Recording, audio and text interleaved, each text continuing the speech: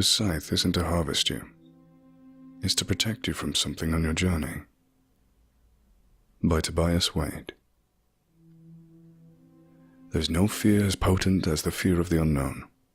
No monstrous visage discovered yet has been as terrifying as the infinite potential for horror which exists before the mask is removed.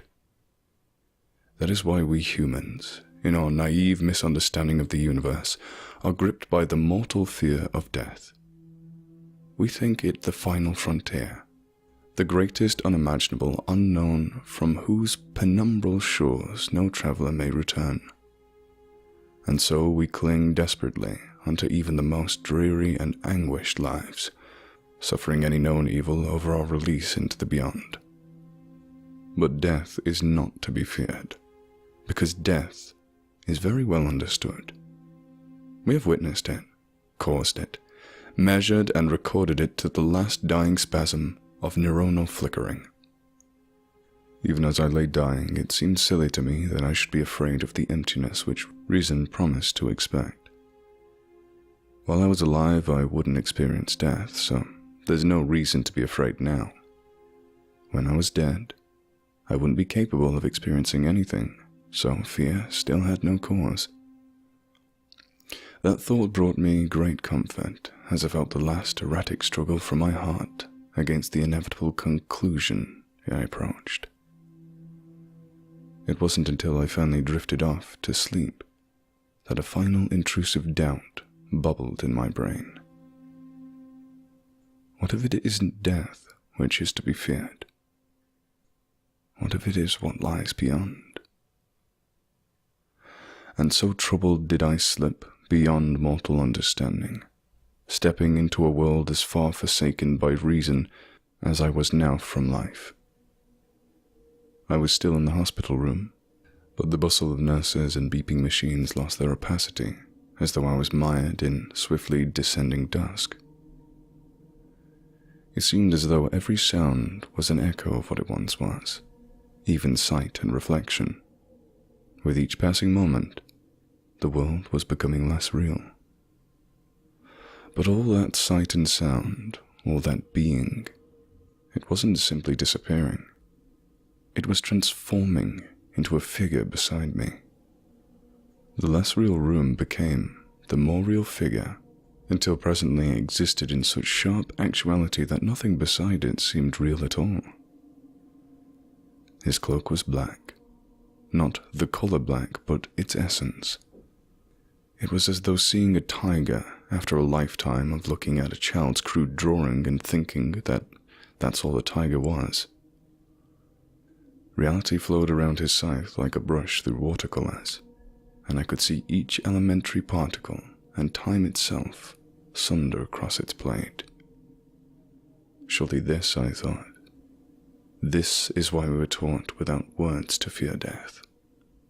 I clutched at my hospital blanket to cower from the intensity of the Reaper's presence, but the once soft cotton now flowed like translucent mist through my hands.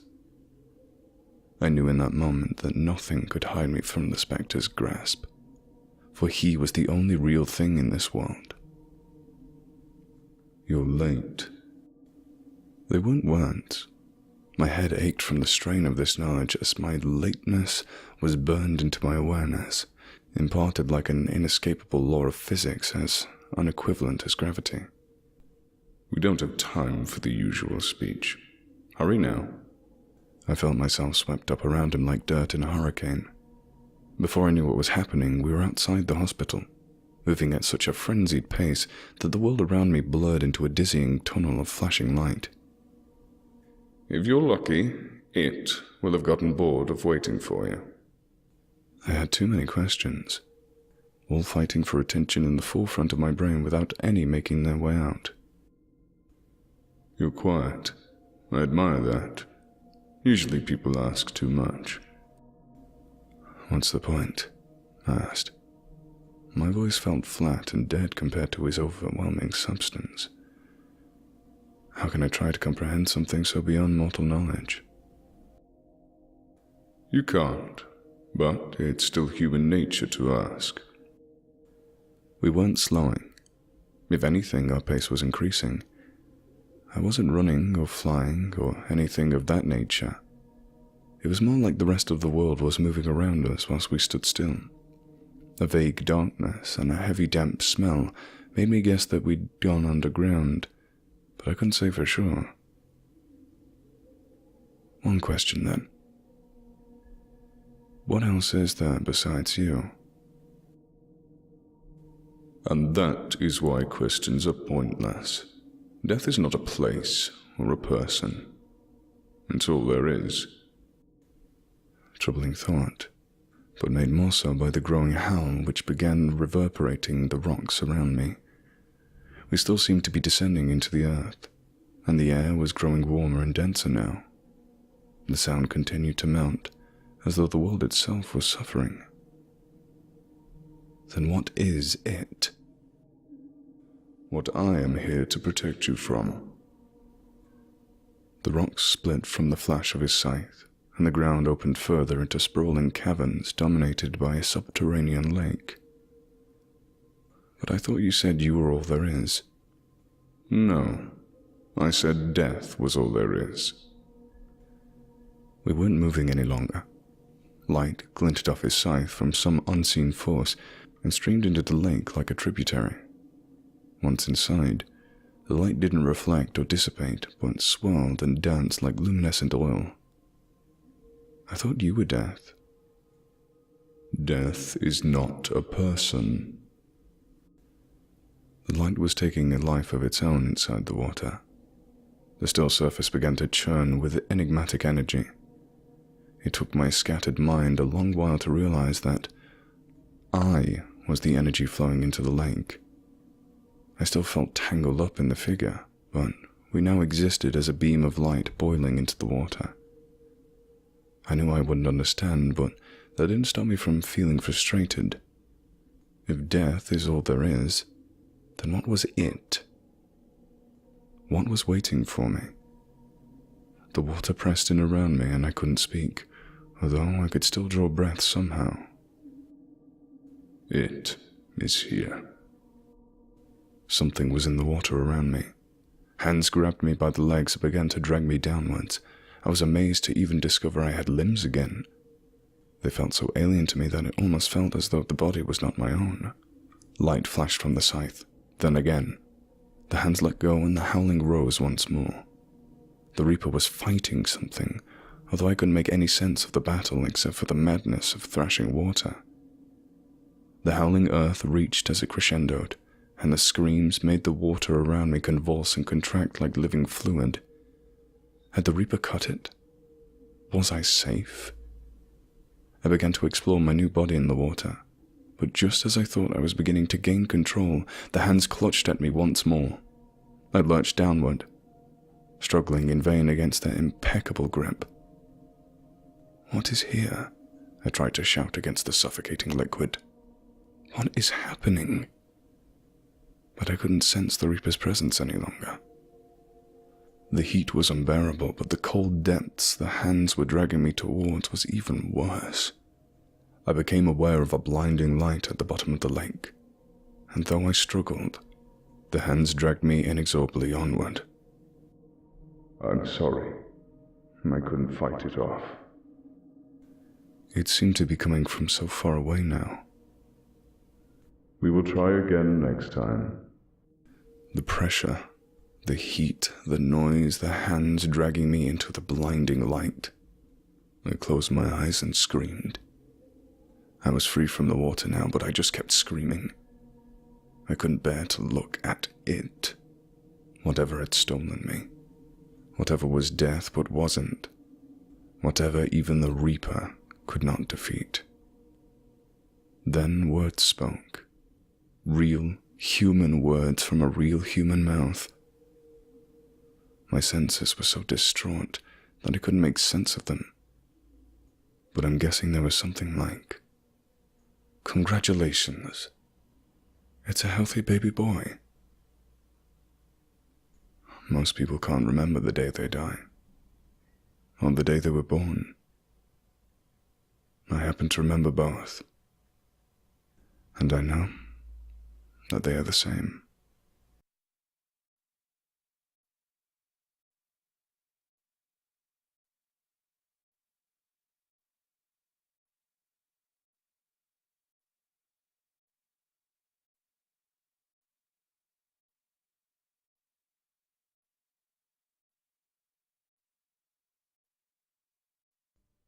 When a Psychiatrist Meets the Devil by Zed Belinsky.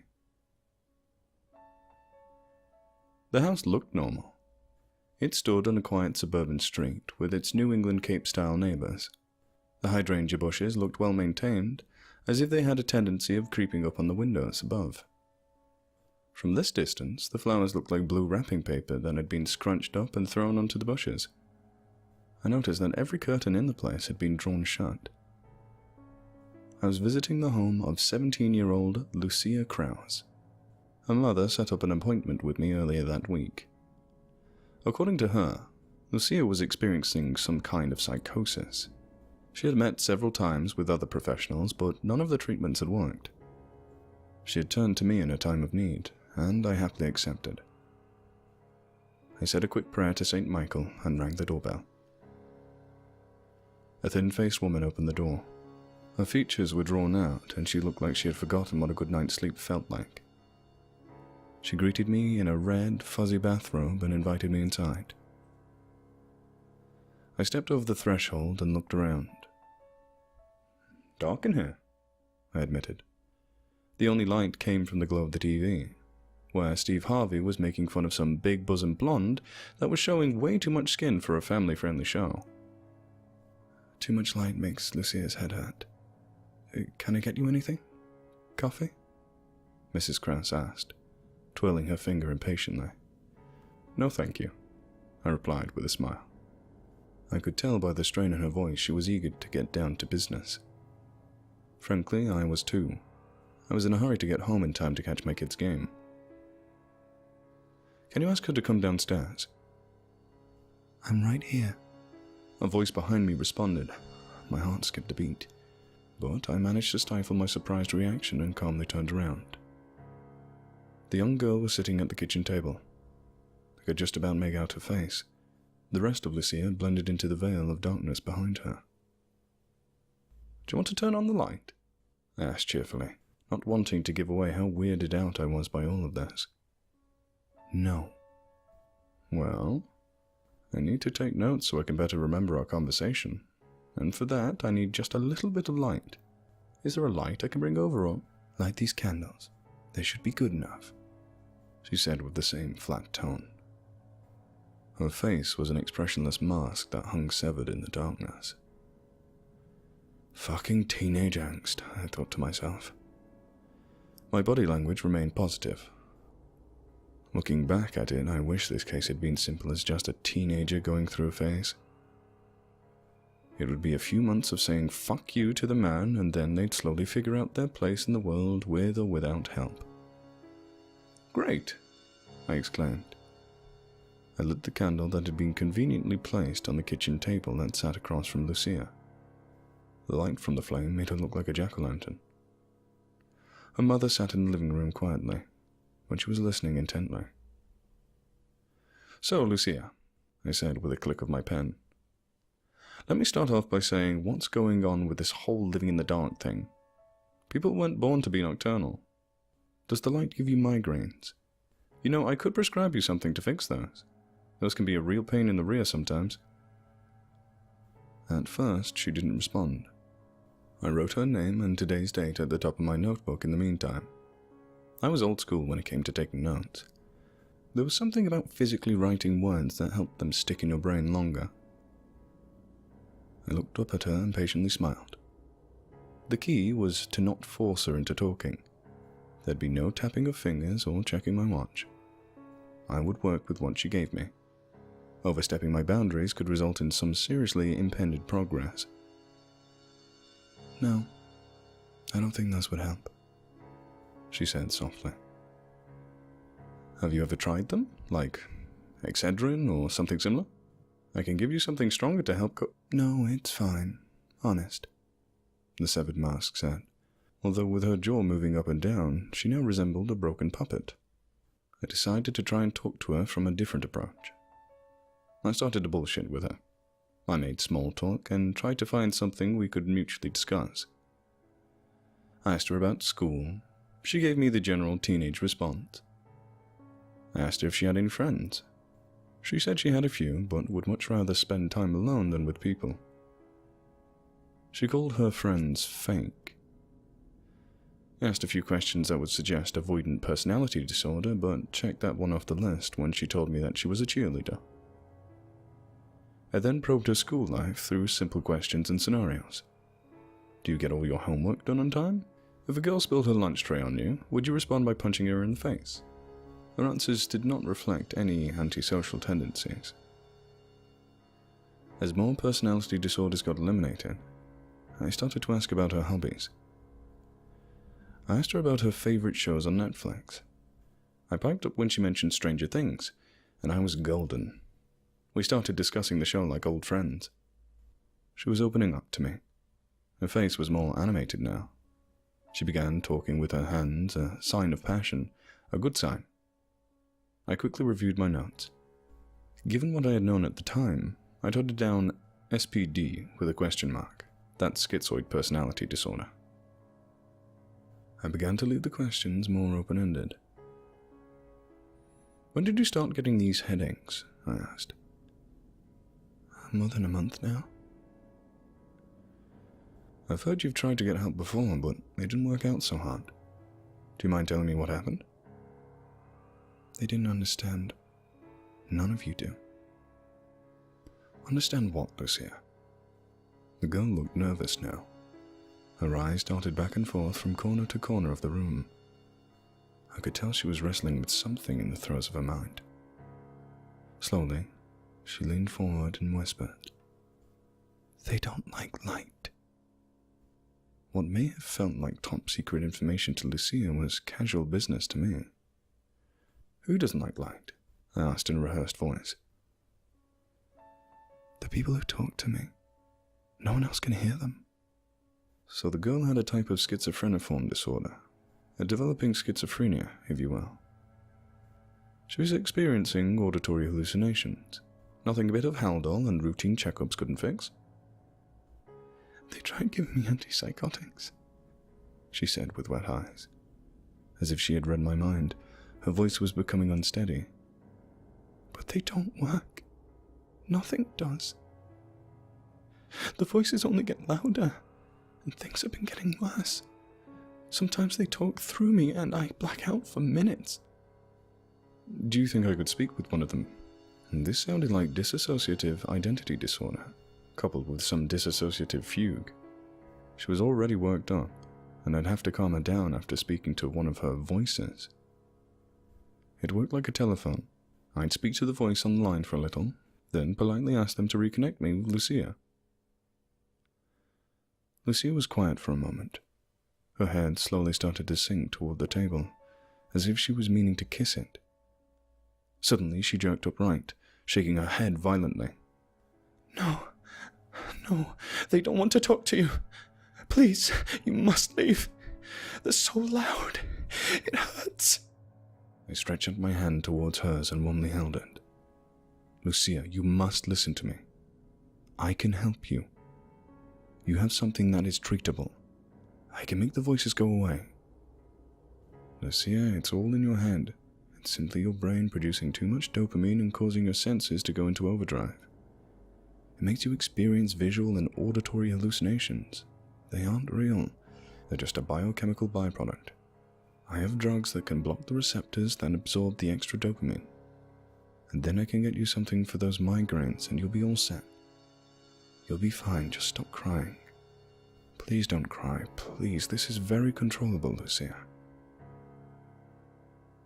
Her forehead was now resting against the table. I continued to rub my hand over hers. Lucia? Lucia! I shook her head, but she did not stir. I stood up with such force that the chair I had been sitting on almost tipped over. I fumbled for the light switch. No! Leave that on! Came Lucia's voice suddenly. Only, did my ears pick up on a second, more layered voice within Lucia's? The voice sounded ancient, like it had seen many moons. It also sounded irritated. I froze, my hand on the light switch. I thought about flipping on the light switch and telling Lucia that I was done playing her game, that I'd prescribe her antipsychotics and benzos and tell her to call me once a week. Then I'd have walked out that door and got home just in time to bring my son to his baseball game. But my hand never turned that light on. I remained motionless. Some deep, long misunderstood curiosity was beginning to arouse within me. Some sort of primal instinct that had been present since the dawn of man and had since been leading men to their downfalls. I slowly turned to face Lucia. She returned my gaze. Her face still remained blank, but there was something in her eyes that even in the faded glow of the candle I could make out. They had turned pitch black. The two obsidian stones seemed to stare right through me. Although we locked eyes for no more than a few microseconds, it felt as though I had transcended hundreds of thousands of years, to a time when the forests were still young and the strange beasts roamed the earth, back to a time when humans weren't the apex predators. The silent spell was broken. Hiya, Doc. Her tone sounded gleeful, almost mocking. My mouth dried up and it felt like cotton. It couldn't be. To whom am I speaking? I tried to strengthen my body posture, but I felt as exposed as a deer in the headlights. Suddenly I felt naked. Suddenly I was afraid. Lucille laughed. It sounded like a man's chuckle. From the living room I could hear sobs of Mrs. Krause. I propped myself up against the wall. The air felt electric. I took a deep breath and reminded myself that this was just a little girl and that this could all be rationalized. "Who are you?" I demanded a second time with more confidence. You have no dominion over me, son of Adam! Lucia bellowed. The candle danced wildly and threatened to extinguish itself. "First of all, my father's name was Luke. Second, am I speaking to Lucia?" Looks like we have a comedian here. We could use your company in hell, but first we need to clean up your act. Lucia's face was a sneering clown grin, her eyes two gaping holes in her head. Hell. I had a sudden, vivid flashback to my days at Academia. My school required us to take courses in theology, and I remembered one priest, Father Marek. He was as wise as he was old. He taught me that no matter how much I thought I understood, the world would always have layers upon layers of complexity. I remember one lecture he told the entire class something along the lines of, "Remember that there are things unseen in this material world. Maybe one day you'll come across something in your travels, an event that you cannot explain, one that DSM cannot explain. Trust your instincts. You may be dealing with the devil in disguise. You've learned your demonology. Do not doubt yourself. Once you are certain that there is a demon infestation, then call the church." Now, I am a man of rational thought. I observe a problem and narrow it down until it can be solved. But something seemed wrong about Lucia. Something that made the birds stop singing and the room grow colder. Something that made your stomach sour and your hair stand on edge. If there really was a demon within Lucia, I had to prove it. I did not doubt such things existed, but I also learned that they grew in power through faith. I was no holy man, and had to tread carefully here. I might have been dealing with an ancient entity. In order to get the church involved, I had to make certain that I was dealing with an infestation of the demonic. There are several ways to do this. The individual can divulge hidden or future knowledge, speak in foreign tongues, demonstrate inhuman powers, or the entity gives you its true name. What's the matter? Cat got your tongue? Or have you figured it out by now? When I didn't respond, it continued. You can call me Tommy for now. You know, you're the first person I've spoken to in a long time. The voice fluctuated like a wave in tone, from irritated to amused back to irritated. There was a faint smell of rotting flesh that came and went.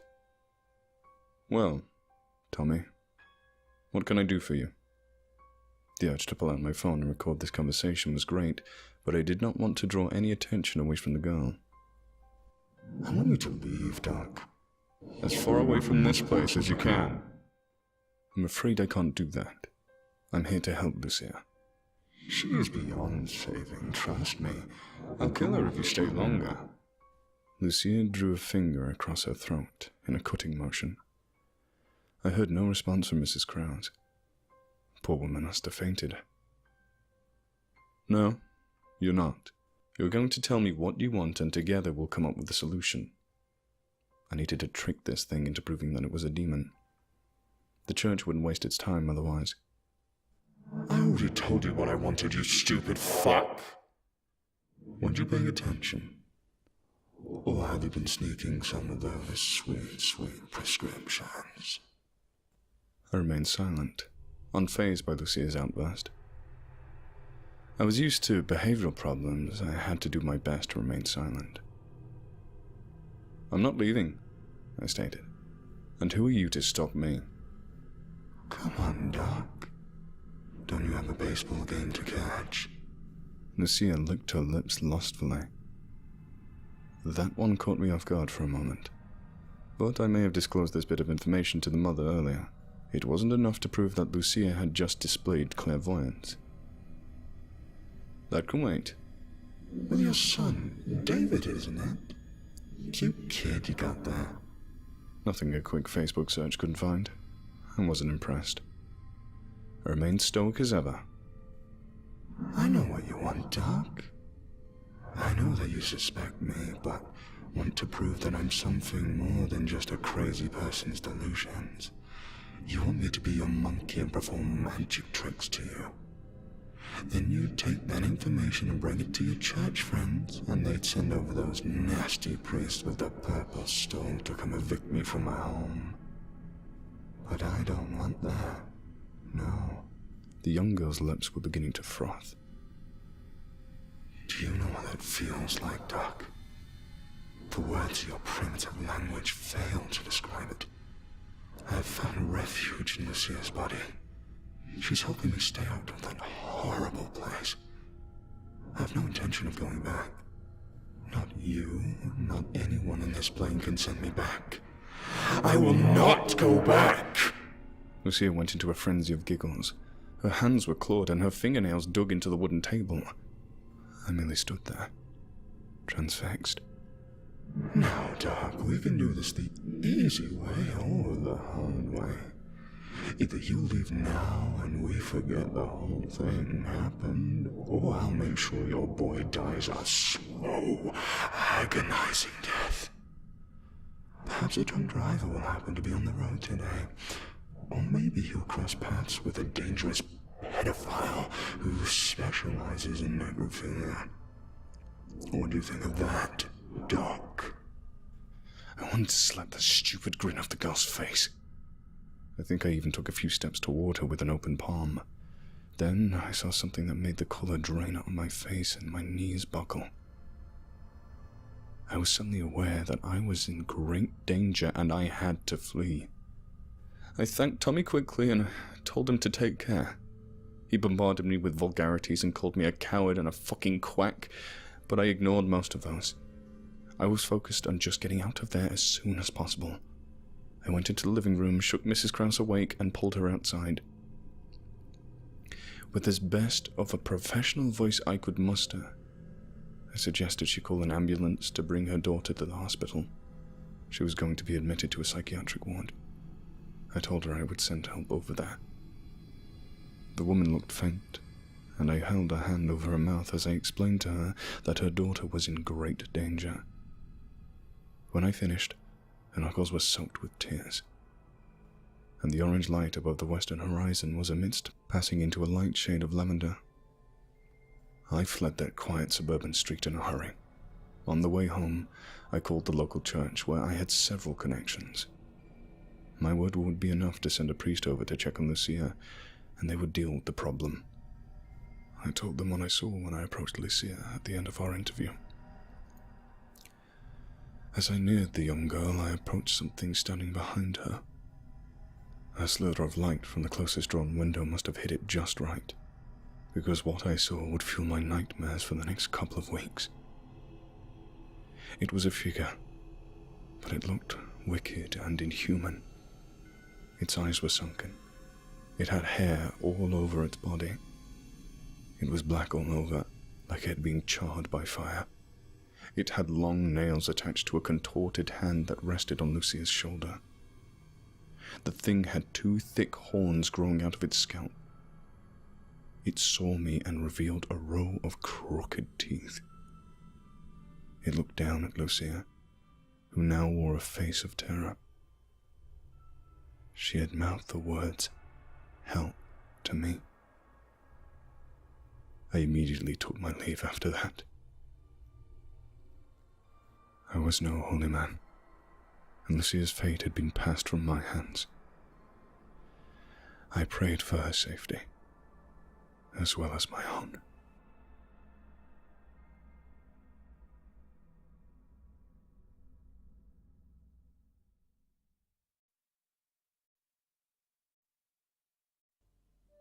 Heaven Keeps a Prisoner by Tobias Wade. I wasn't ready when I died. The first illusion death stole from me was that my body is destined to perceive the universe around me. This is incorrect. The primary function of your senses is to stop yourself from experiencing the universe, whose infinite information would otherwise overwhelm you and madden you. Eyes that once simplified the world into finite wavelengths of color closed for the last time. And then I saw everything.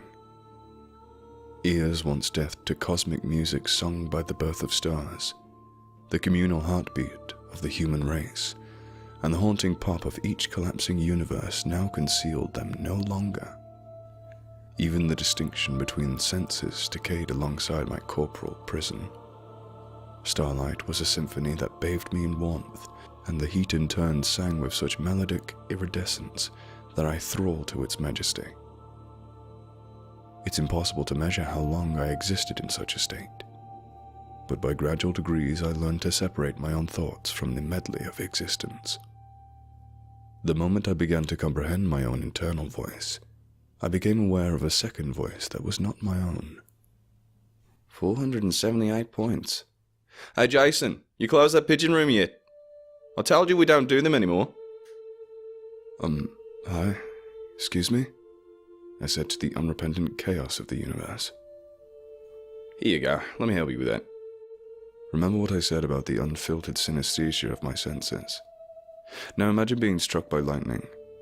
A moment later, I found myself with hands and knees to collapse onto the stone floor with, my new lungs racing a marathon. Holy shit, did that hurt. I kind of wanted to do it again. 478 points, up from 314 last time. Solid performance. I don't know what was harder to accept. My naked new body, which looked exactly like my old one. The colossal stone cathedral I suddenly found myself within. Or the koala bear who sat in front of me with a clipboard. He flipped another page. "Oh, that explains it," the koala said in its soothingly gruff undertone. 50 points for loving someone and being loved in return. That's a nice boost. Then you picked up another 20 from that album you released in the 80s. Touch more lives than you'll know, that one. You were keeping score? I'd hate to think what people got up to if we weren't. Lost 12 points because you stopped visiting Mark when he got cancer. But you got a few of those back when you played at his funeral. Hey Jason, what's accepting your own imperfections worth? We got new numbers on that yet? He was answered by the incomprehensible shriek of an eagle or a hawk. Shit, man, right back at ya, the koala hollered. Have you always been a koala? I asked. Have you always asked stupid questions? You're lucky we don't dock your points for that. Kidding. Sort of. This way now. The koala slid the clipboard under his arm and began a brisk waddle. I hurried to keep pace, doing my best to avoid the absolute zoo which thronged the stone hallway onward. Up the great diverging staircase, with its goats and mountain lions, past the library whose shelves bustled with scaling monkeys, over the pools filled with playing otters and thrashing fish, beneath the gargantuan brass dome revolving with teeming flights of birds, the koala explaining as he went. Long story short, if your life brought more good into the world than evil, you go and end up with more points than you started. Your 478 points can unlock any of the rooms on this floor, except for the Psychic and Prophet, which are both 500. Think of your choice as an investment. Coming back as a human will be expensive, but you also have the greatest capacity to improve your score. The only rule is that you pick something on the right floor for your budget. What would happen if I didn't have any points, or went below 0? I hadn't even been aware koalas could even grin before this moment. Generally, you'll just keep going down. It's hard to get out of the negatives once you've started. So if you can't figure out how to do some good, then you're forced to keep choosing worse and worse punishment routes. Get far enough negative, and you're suddenly looking at a demon or a vampire or the like. Some people actually do evil on purpose to aim for that, though. Can you imagine? No, I answered honestly. But I'm beginning to. All the animals you see are just spirits taking the new bodies for a test drive. Feel free to look around and... Jason! What is that thing doing up here? Keep the politicians downstairs, please. The mournful shriek of an eagle somehow sounded like it had heard this joke far too many times. The koala sighed and threw his paws up melodramatically in the air. Kidding, God. What is this, a morgue? I wasn't paying attention anymore, though. Dwarfed and humbled by the immensity of the structure, I turned my gaze to the top of the stairs and the small balcony which overhung the whole area. What's at the very top?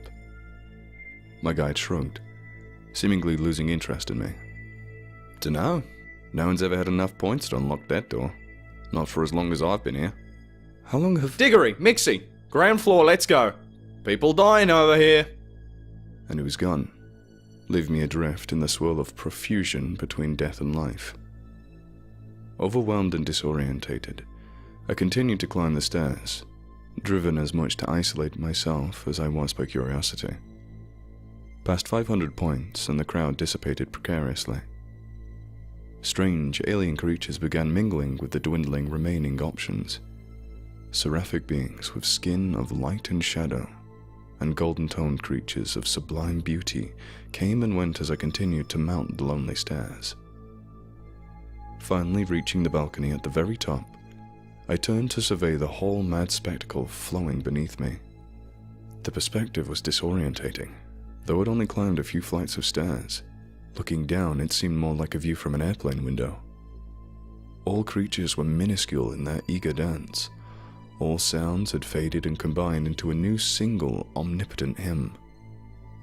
All sounds, that is, except for the rapid bursts of knocking on the door behind me. It wasn't like the other doors. Its metallic composition seemed in perpetual motion, rippling and glistening like a pool of oil.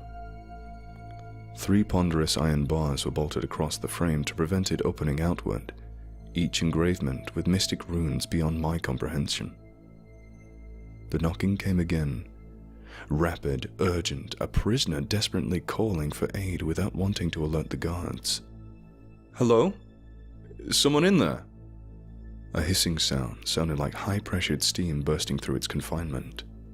The bolts in the iron bars were beginning to slide outward. I rushed back to the balcony in search of my guide, but so far below he had merged seamlessly with the throng. Behind me, a clanging sound had made me jump. The first iron bar had dropped off to the ground. Can anyone hear me? But I was utterly alone.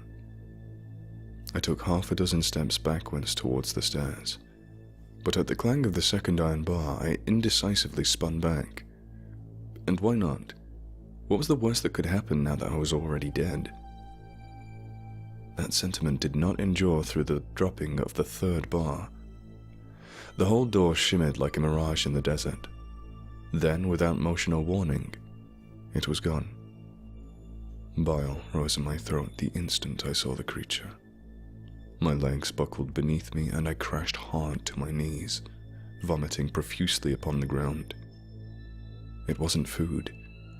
Heaving again, my whole body convulsing with the swelling pressure, I released another dark torrent of blood, lumps and degraded flesh, and even what appeared to be entire rotting organs which laboriously wriggled up my throat and out my mouth. I'd almost forgotten my own death for a while. but it immediately became clear that I had not escaped as far as I thought. Come in. The creature commanded. I was powerless to refuse. Crawling through my own sick, not daring to look up again, I passed through the open door. Seeing it once had been enough. The humanoid being was swollen to the size of a cow, bloated with gas which unevenly malformed its corpulent frame. Open sores covered its body, weeping blood and pus to stream down its nakedness so thickly that it almost seemed like a garment. Gaping mortal wounds punctured its chest and belly in many places, allowing clear sight all the way through its broken and uneven ribs. Somehow worst of all, the unblemished face of a young boy stared out from that mockery of human life. Are you alone? More alone than I'd ever been. I nodded, still not looking up. The room itself was minimal in the extreme. A concrete prison cell with no comfort besides a thin bamboo floor mat. Not anymore. It said, with hot, fetid air blowing across my face with each word. Who are you? The final prize. Come, sit with me. Be at ease. My body tensed so sharply that I thought I was about to vomit again. I remained on my knees. Why would anyone want to be... I stopped myself, but the child simply laughed with a sound like wind chimes. No one would. But being at the top doesn't mean the best. It means that I have the greatest capacity to do good or evil. I can create life or end it. Does that sound like a power you'd want to have? I shook my head, finally daring another glance. The creature had leaned forward on its mat, its terribly perfect face mere inches from mine. And the boy sighed and leaned back once more. Me neither, which is why I remain in this place. My influence is too great, and any good or evil I bring into existence is multiplied countless times. If I allow that to happen, then I will die with so many points that I am forced to be reborn within the same cursed form. So you have the power to do anything, but instead you sit here and do nothing? Not nothing. I wait to die. This is the only way for me to reset to 0 points and have another chance to begin again. And this, of course... The child's face was drawn closer. The stench was too foul to breathe through my nose, but even having the air enter my mouth was enough to taste its rot. He invited me in to kill you then? I said it as matter-of-factly as I could, not wishing to cause offense. You want the first, he said, gesturing at the wounds which scoured his body. But through revulsion or weakness or cowardice, each have failed so far. Will you be the one to show me mercy? The thought of even getting close enough to harm the creature almost had me retching again. I still don't understand though, I said, buying time. If you're the supreme power here, why can't you save yourself? Supreme power? Laughter like wind, so sweet and so sad. Death is the supreme power, and I am his servant like any other. Don't you think I have not tried to take my own life before? The act carries such significance that I simply find myself reborn in the same body. Here, you'll need this. A trembling hand reached out to me, its obese fingers fused at the joints. I recoiled by reflex, but I felt such pity for the creature that I fought against my instincts to accept the black dagger from his grasp. How do I end you? Through the third eye. Are you sure? Such a dazzling smile from such a loathsome creature. I can't imagine how much he must have suffered, and I would have asked the same in his place. The cool dark metal felt righteous in my hand as I steeled myself for the killing blow. Some nagging doubt lingered in the back of my head, but I was so mesmerized by my disgust and sympathy that I could think of no other cause. Won't you at least close your eyes? His smile widened. unnaturally so for a child's face. I've been looking forward to this moment for as long as I can remember. I'm not going to miss a moment. I worried that any hesitation would steal my resolve. I took the dagger in both hands and plunged it in deep. The eye did not even close as the blade slipped through it. I cut so easily that I felt no resistance until the very hilt was embedded in the boy's face. The smile faltered for the briefest instant before returning, then grimacing again as though fluctuating between agony and ecstasy. The massive body trembled, but I didn't relinquish my grip until its last spasm overbalanced the monstrosity. I scrambled to get out the way as it toppled face first towards me, slamming against the ground and further pounding the dagger with its skull. Crowds parted around me as I returned down the staircase. Claws and talons pointed at me with undisguised fascination. Whispers and murmurs from the multifarious assembly swelled and faded like the ocean waves. I'd like to come back as a cat, I told the koala when I found him again. He was easy enough to locate, standing out in the open, seemingly paralyzed by shock. Cats seem to have things figured out. "Jason! Mixie! Anyone!" The koala shouted in a hoarse, strained voice from the corner of his mouth, not taking his eyes off me for a moment. "What is it? Did I do something wrong?" An owl landed nearby, its head cocking from side to side to get a better look at me. "Hi, Mixie," the koala said without turning. "How many points do you get for killing God? Do you have a number for that somewhere?" I swallowed hard, but I couldn't get rid of the dry lump in my throat. "You're sure I didn't lose points?" He stared dumbly at his clipboard. "Considering what he would have done if you hadn't, yeah. Size act of mercy on here. You're way in the positive, my man." "I'm not becoming that thing, am I?" "Not yet. You came here with 478, so that's what you're going back with.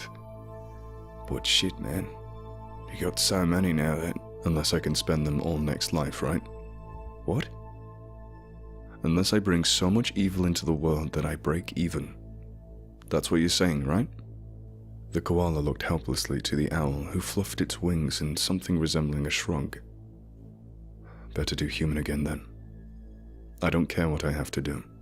I am not going to live as that monster." "You're not serious, are you? Do you have any idea what you'd have to do?" "I killed God, didn't I? Who knows what else I'm capable of? Now that I'm back alive, I suppose I'm going to find out."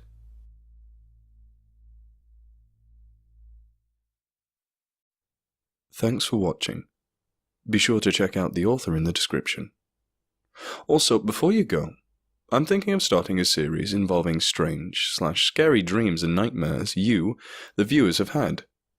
This idea was suggested by a fan, but unfortunately I can't find the comment to thank you. You know who you are, so gomen nasai. If you're interested in having your dreams read, send me them via Twitter, which is @naturestemper, also linked in the description, for the biggest chance of me seeing them, though the comments beneath this video should be fine. Until next time, you monsters.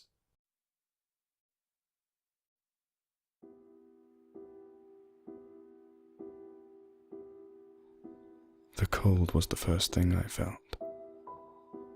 Even before my eyes were open, I felt a very deep chill in my core. 1,000 spindles of ice sewn between my tissue.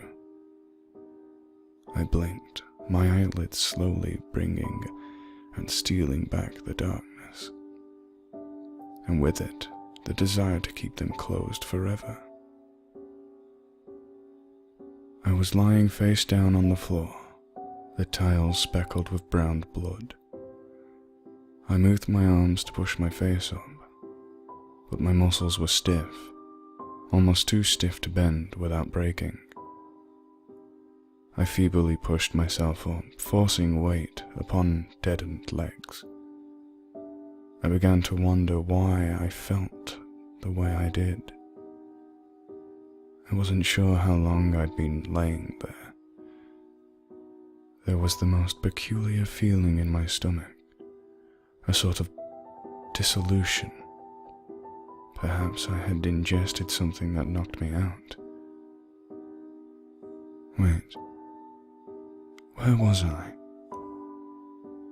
I looked around the room I was in. It was a kitchen. Mostly everything was in order, except for the few traces of a hurried exit. The back door was open, barely bolted to the top hinge.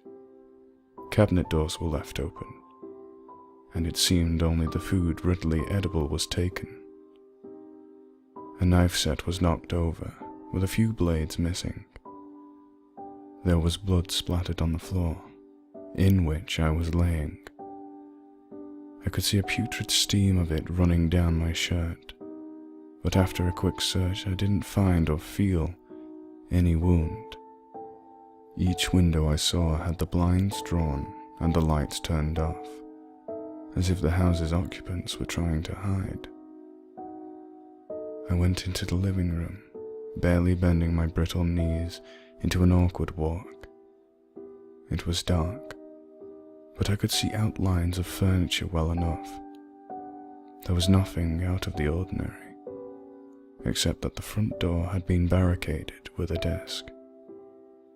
There was a bedroom towards my right, the door closed, and then a hallway near the front door. The entire house was dark and empty, except for me. Where was I? Whose house was this? And then I realized I didn't know who I was. I thought and thought and thought upon it, trying to bring up some memory of a name, a friend, an activity, my face.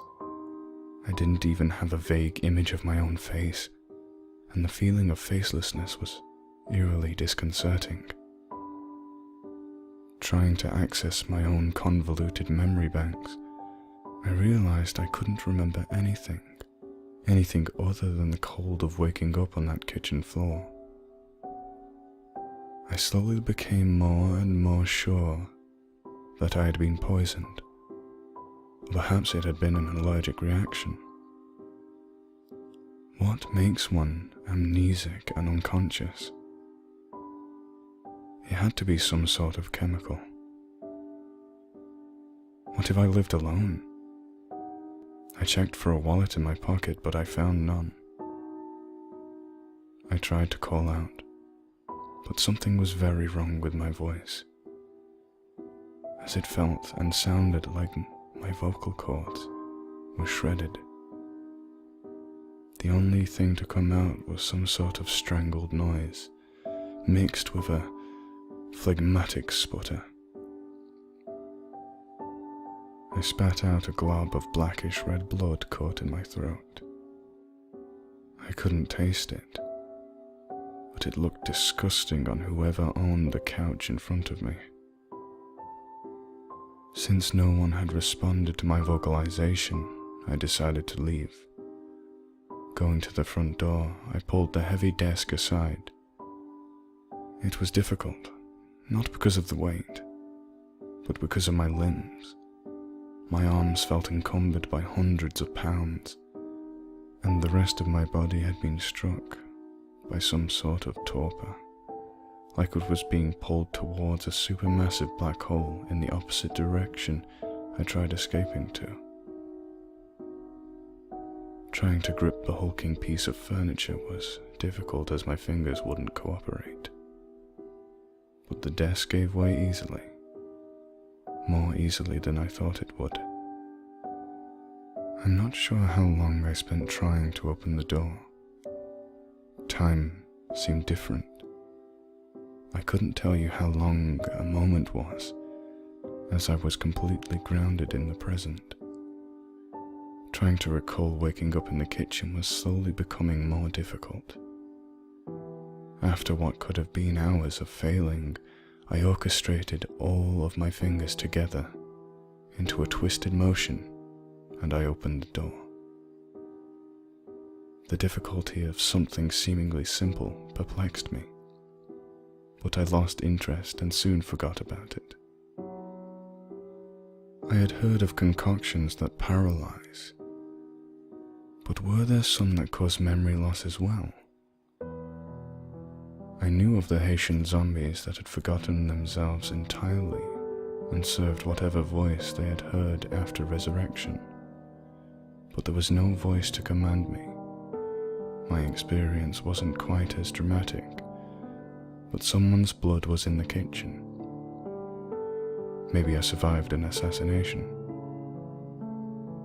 I had been subdued on purpose, and I could still feel the results of my rigid muscles. But if amnesia was an intended side effect, what would someone stand to gain from it? I walked out the door into a suburban neighborhood, trying to figure this conundrum out. The sky was overcast and grey, a constant threat of some sort of foulness to rain from the heavens.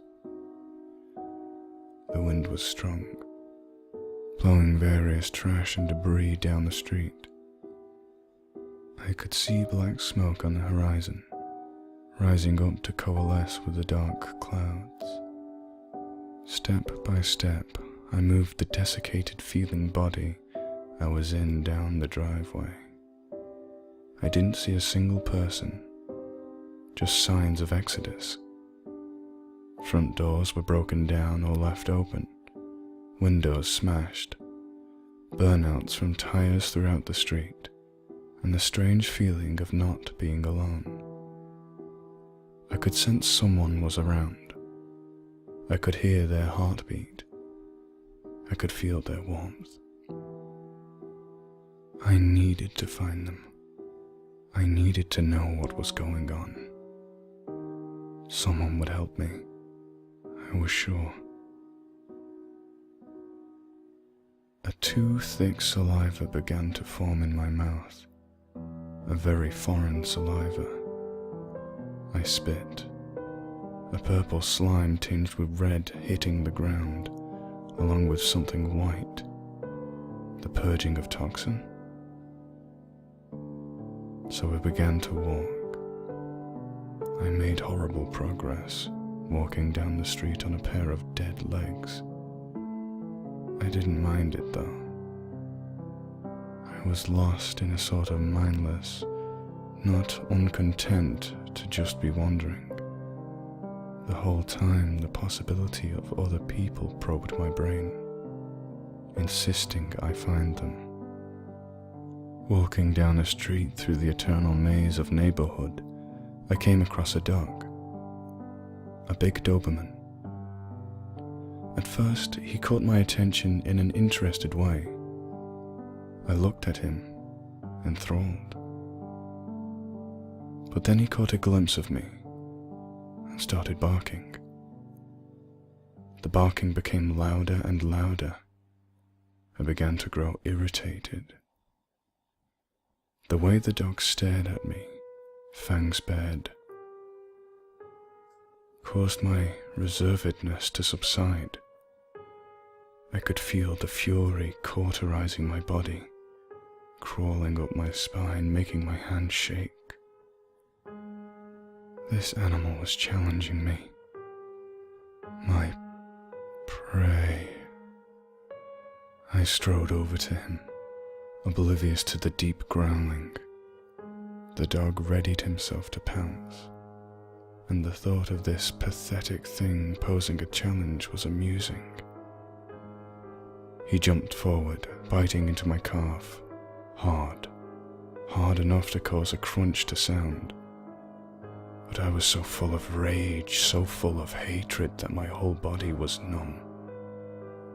I threw myself upon the dog, wrapping my hands around his neck tightly.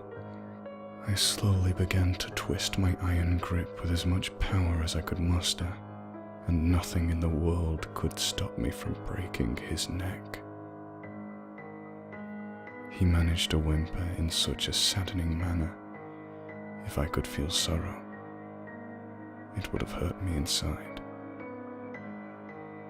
So I made it excruciating for the dog, finally breaking his neck, His head was twisted 180 degrees.